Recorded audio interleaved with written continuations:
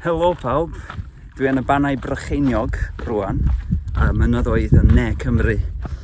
A mae gen i cwestiwn mwy specific iawn, dwi'n feddwl.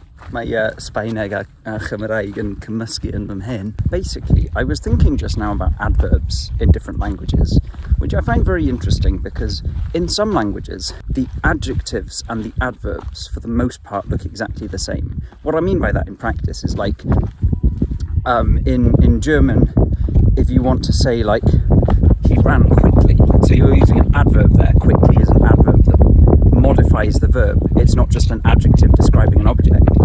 Quickly in that sentence would be schnell. Rannte schnell, or ist schnell gerannt. The schnell there is exactly the same as the adjective, fast or quick. Schnell. So if you wanted to say, for example, he is quick, ist schnell. Or a fast car, ein schnelles Auto. Technically, I suppose the word is different in that last sentence, but that's an adjective ending. Don't worry about that. My point is, in German, there's no kind of marker for adverbs to distinguish them from the same word being used as an adjective. It's just, I guess it's just kind of assumed in German that it's clear enough from the context of the sentence whether the word schnell or any other adjective / adverb for that matter is being used as an adjective or an adverb.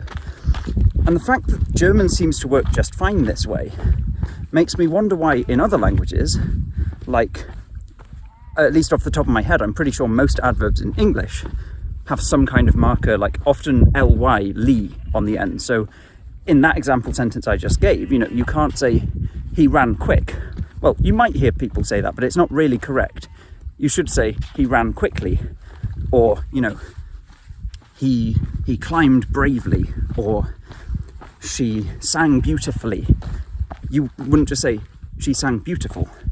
Whereas in German, you kind of could do that. You use the same word for an adjective as you do for the equivalent adverb, almost all of the time. There's a few kind of exceptions in German, but my point is about the general way languages work.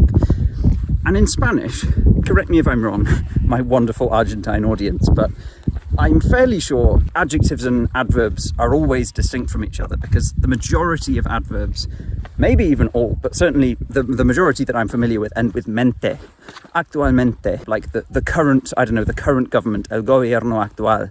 But the party that is currently in government would be like el partido que es actualmente el gobierno, or something like that. And I think most adjectives and adverbs are similar to that in Spanish, where you've got the adjective, normal adjective to describe a noun, and then the equivalent adverb will often be that plus mente. Anyway, all of that is context for why I was thinking about Welsh just now. I'm in Ne Cymru in South Wales, and yeah, I was thinking about whether that's true, like which of those approaches to adverbs Welsh is more similar to. And I am not sure, because not because I can't think of any example sentences to like test this out in my mind, but I'll explain what I mean by I'm not sure. The adjective fast in Welsh would be cyflym. That is an adjective to describe a noun or just to be a predicate complement, if you know what that is. If not, don't worry. Cyflym. But in a sentence where you wanted to say that someone is running quickly, if you wanted to use it as an adverb, you do use the same word, but it always mutates. I know most of you won't really know what mutation is in Welsh. I've talked about it very briefly before. It basically just means a huge number of words. Well, sometimes the first letter of the word will kind of soften or nasalize or something like that, depending on what word comes before it.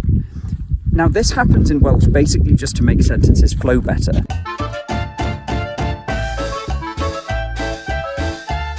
And when you use an adjective, any adjective in Welsh, like cyflym, as an adverb, if it starts with one of the letters that can do a soft mutation, it will soft mutate. So, roedd on cerdded yn gyflym. It's not uncyflym, it's ungyflym. That's a soft mutation imparted by the linking word un. And I'm like, is that comparable to what Spanish does with mente, what English does with li? Or is it basically just like in German where, you know, it was more accurate to describe it as still using the same word, it just happens to mutate in this sentence? I genuinely am not sure. And also I can't very well describe what un does in Welsh because it does like 20 different things in different types of sentences.